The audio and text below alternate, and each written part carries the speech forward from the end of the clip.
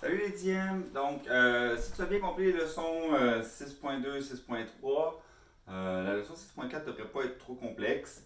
Tout ce qu'on va faire, c'est juste avoir une vue d'ensemble sur Sokato dans des situations avec des problèmes. D'accord?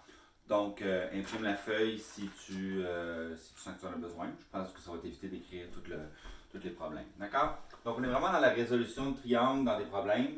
Tout ce que je veux dire par là, c'est que, dans le fond, je veux que tu sois capable de trouver n'importe quel angle, n'importe quel côté, dans toutes sortes de situations. D'accord?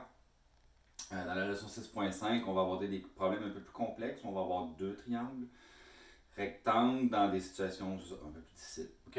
Donc, aujourd'hui, c'est important, c'est comme revenir à la base de Sokato, mais dans les problèmes. OK? Donc, un petit rappel, là. OK? Résoudre un triangle, qu'est-ce que ça veut dire? Donc, ça veut dire trouver tous les angles manquants, tous les triangles manquants. D'accord? Donc, tous les angles, je vais mettre ça simple, puis tous les côtés manquants. D'accord? On en avait vu un petit peu déjà dans 6.3. Donc, on va y revenir un petit peu. Donc, avant d'aller plus loin, je vais juste faire une résolution de triangle uniquement avec la trigonométrie. OK? Donc, mon premier exemple,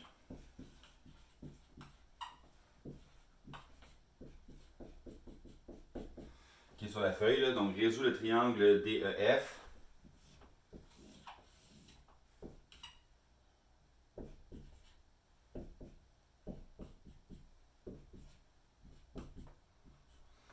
D'accord? Et ici, là, juste pour être certain, là, je vais ajouter uniquement avec la trigonométrie.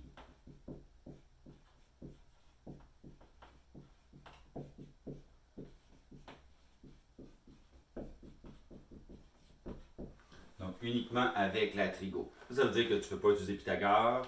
Ça veut dire que tu ne peux pas utiliser le fait qu'il y a 180 degrés dans un triangle. D'accord? Donc, le but de ça, c'est vraiment de te forcer, être capable de, dans toutes sortes de situations, comprendre comment trouver des côtés manquants ou des angles manquants. D'accord? Mais si je le dis pas, ça, dans un test, OK? Ben, tu prends pas ça, tu fais 90 degrés, 180 degrés, ou, tu sais, comme Pythagore, par exemple, tu as le droit. OK? Donc, j'y vais ici. La première étape que je vais trouver, donc là, j'ai le choix. OK? Je pourrais dire, je vais trouver l'angle F ou trouver l'angle D. OK? Je pourrais pas commencer par le côté EF ici. Pourquoi? Parce qu'il faudrait que je prenne Pythagore pour le faire, puis je peux pas prendre Pythagore. OK? Donc, j'ai besoin de connaître un angle en premier. J'aurais le choix entre D et F. Moi, j'ai choisi D. Tu peux prendre F si tu veux. Donc, si je te demande de trouver l'angle D ici. Alors, qu'est-ce que j'ai? J'ai que DE ici, c'est adjacent. Est adjacent. Puis le côté DF, c'est l'hypoténuse. OK? Donc, qu'est-ce qui fait adjacent et hypoténuse? Évidemment, c'est le cosinus. Donc, le cosinus de l'angle D. Donc, moi, je te demande de l'écrire comme ça. On écrit la définition d'abord. Cosinus de l'angle D, d'accord? Ça va être DE sur DF. Là, ici, tu peux m'écrire que c'est 11 sur 13. N'oublie pas que ça doit toujours être plus petit que 1 ici. Hein, on l'avait dit, là. D'accord? Donc, si tu mets 13 sur 11, ça ne fonctionnera pas. Donc, 11 sur 13. Et donc, l'angle D. Donc, c'est ça que je veux dire. Là, ici, je vais t'écrire ça en premier, ça en deuxième. Ça va être cos moins 1 de 11 treizième. Ce qui va te donner environ 32 degrés. C'est bon?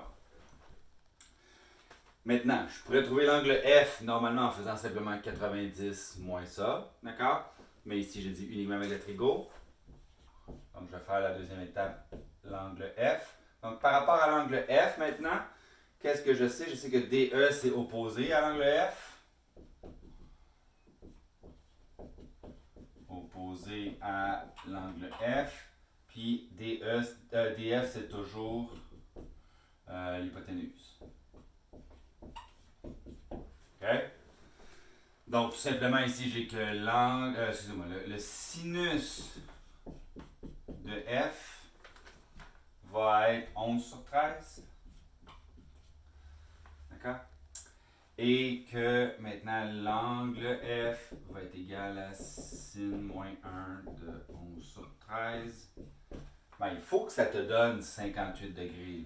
D'accord? Il faut que ça donne ça. Là, okay?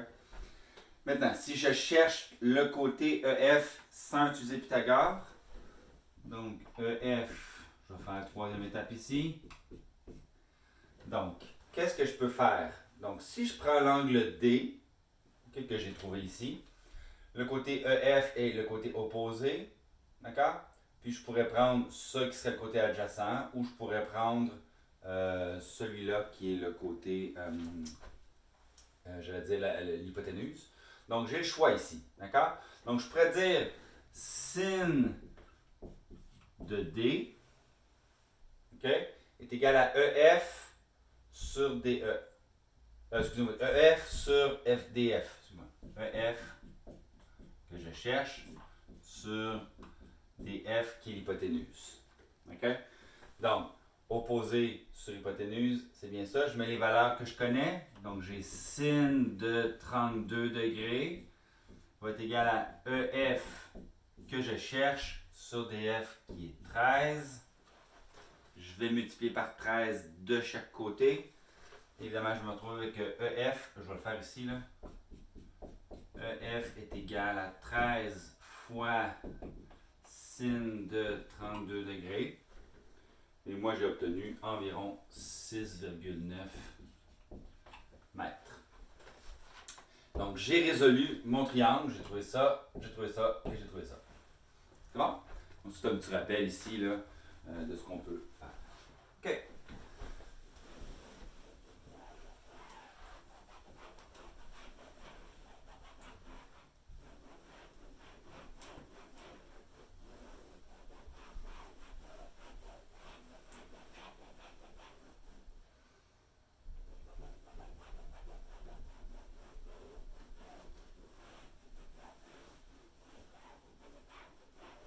Donc, le numéro 2.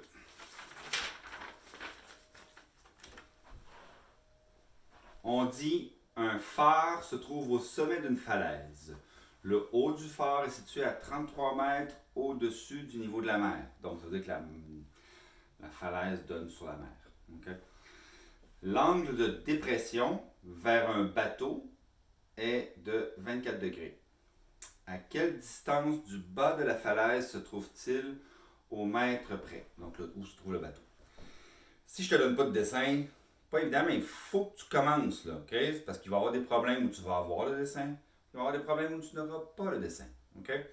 Donc, c'est important de visualiser. Dans le cas où tu parles de falaise, évidemment, on parle de quelque chose qui est vertical, OK? On me parle de la mer. Ben, la mer, c'est horizontal. OK? Qu'est-ce qu'on me dit aussi? Donc, on me dit qu'il y a un phare au sommet de la falaise. Donc, je vais mettre la falaise qui est comme ça, disons, et je vais dessiner un phare, là. Juste comme ça. OK? Peut-être comme ça ici. OK? Et on me parle aussi d'un bateau. OK? À quelle distance du bas de la falaise? Donc, j'ai un bateau qui va être ici à une certaine distance du bas de la falaise. OK? Donc, un dessin très sommaire ici. C'est bon? Qu'est-ce qu'on me dit aussi? On me dit que j'ai un angle de dépression. L'angle de dépression, je vous l'ai dit, souvent les élèves font des erreurs. OK? L'angle de dépression, c'est par rapport à l'horizontale. Donc, moi, je te dis, trace toujours ton horizon. OK? Tu traces l'horizontale et on te dit que j'ai un angle de 24 degrés. Quelque chose comme ça. D'accord? Bon, ça aurait pu être la base du bateau, là. Ils ne disent pas ici vraiment, là. OK? Ça pourrait être important. Je vais le faire un petit peu mieux que ça. Je vais le faire, disons, vers la base du bateau. Voilà. Comme ça. OK? On me dit donc que l'angle de dépression, il faut faire attention, ce n'est pas cet angle-là. Beaucoup d'élèves se trompent et choisissent cet angle-là. Non. L'angle, c'est par rapport à l'horizontale et tu descends. Donc, c'est celui-là, l'angle de 24 degrés. OK? Je vous suggère de mettre des lettres. OK? Comme ça, moi, ça m'aide à vous comprendre. Donc, moi, j'ai choisi la lettre A, B et C. Donc, quand on a une falaise ici, on suppose toujours qu'il y a un angle droit. Donc, il serait ici. OK? Donc, je peux commencer maintenant. C'est la distance qu'on cherche, c'est bien ça ici. Hein? On cherche, dans le fond, la mesure de BC. OK? La première chose qu'il faut faire ici, bien évidemment, c'est d'avoir le bon angle. Cet angle-là ne m'intéresse pas. Cependant, tu as le droit d'utiliser la loi du Z pour dire, ben, la loi du Z me dit que j'ai alterne interne, ça serait 24 degrés. OK? Tu pourrais faire ça, d'accord? J'ai aucun problème avec ça. Moi, je vais plutôt y aller par les angles complémentaires. Donc, je vais dire que l'angle CAB est égal à 90 moins 24. OK? Donc, la première étape, l'angle CAB est égal à 90 moins 24, ce qui me donne 66 degrés. Donc, ça veut dire que ça ici que je cherchais est égal à 66 degrés. Je répète, tu aurais pu le faire avec ça qui est égal à 24 par angle alterne interne. La deuxième étape, là, évidemment, par rapport à cet angle-là de 66, qu'est-ce que je cherche? Je cherche ce côté-ci. OK? Il y a une chose que je n'ai pas mentionnée, même, que je n'ai pas ajoutée dans mon dessin. On me disait que le haut du phare, ça ici, le haut du phare, le sommet du phare, est situé à 33 mètres de la mer. Donc, tout ça, ça mesure 33 mètres. OK? Donc, par rapport à cet angle-là, je cherche le côté opposé. Je connais le côté adjacent, donc qui touche. Et donc, ça veut dire quoi? Ça veut dire évidemment la tangente. D'accord? Donc, je vais avoir tangente de 66 degrés est égale à BC que je cherche sur 33, le côté adjacent. 33. Donc, encore une fois, je vais multiplier par 33 de chaque côté. Et je vais avoir que B c'est égal à 33 fois tan de 66 degrés. Et moi, j'obtiens 74 mètres. On demandait ici au mètre près. OK?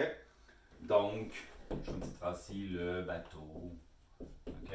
Est situé à 74 mètres. Bon. OK. On continue avec un prochain petit problème.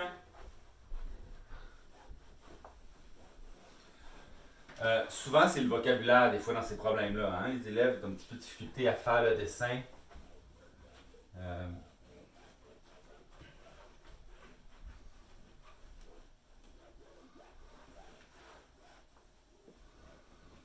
À partir des mots. Numéro 3.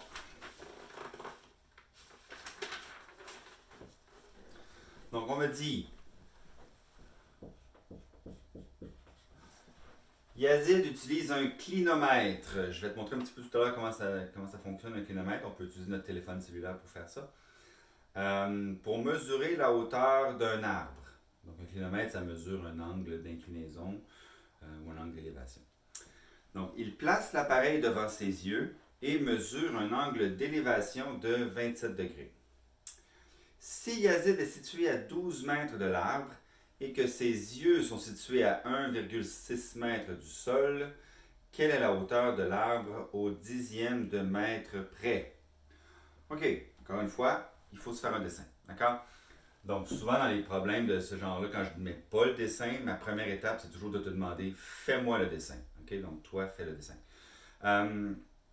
J'y vais, mais on parle d'un arbre. OK. Okay. On me parle de sol. Ouais. On me parle d'un monsieur ou d'un enfant qui s'appelle Yazid. Donc Yazid qui est situé à 12 mètres. Ici, donc c'est Yazid.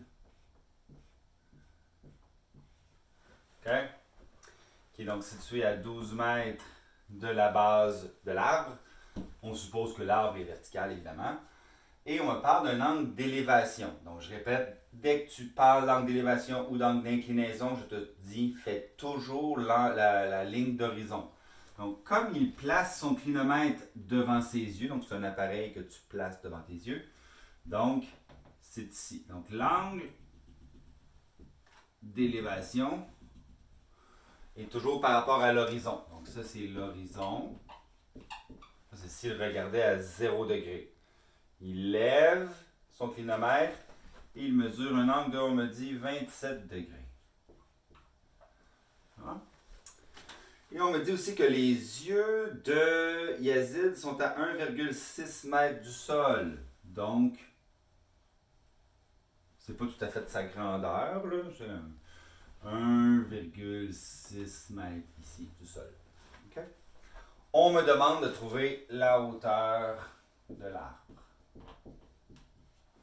Okay? Donc, c'est important de remarquer, c'est que le clinomètre, ce qui va te donner comme hauteur, c'est la hauteur de ça ici, là. Okay? Qui ne sera pas la hauteur totale de l'arbre. Est-ce qu'on voit bien que la hauteur de l'arbre, ça va être H mesuré plus ça qui va être ici, 1,6. Donc, la hauteur de l'arbre, ça va être H plus 1,6 mètres. C'est bon?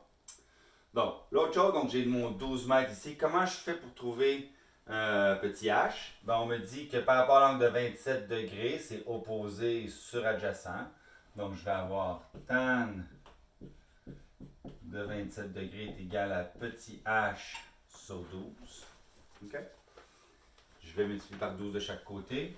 Et je devrais me retrouver avec h est égal à 12 fois tan 27 degrés. Et je ne vais pas résoudre ce problème-là ici, dans le sens où je ne vais pas faire le calcul. En trigonométrie, on sait que ça a une influence, le fait d'arrondir à chaque fois quand on a le calcul. On essaie de garder le plus longtemps possible en valeur exacte. Donc, ma valeur exacte, c'est 12 tangente de 27. OK? Donc, ça serait comme la valeur exacte. Maintenant, si ça, c'était ma première étape, je vais calculer ça, évidemment, la hauteur de l'arbre, OK, va être égale à h plus 1,6. Donc, 12 tan de 27 degrés plus 1,6. OK? Ce qui va te donner. Attendez, je vais faire le calcul. Je pense que je ne l'ai pas fait encore. Donc, je devrais avoir, je suis bien en degrés, c'est bon. Donc, 12 fois tan de 27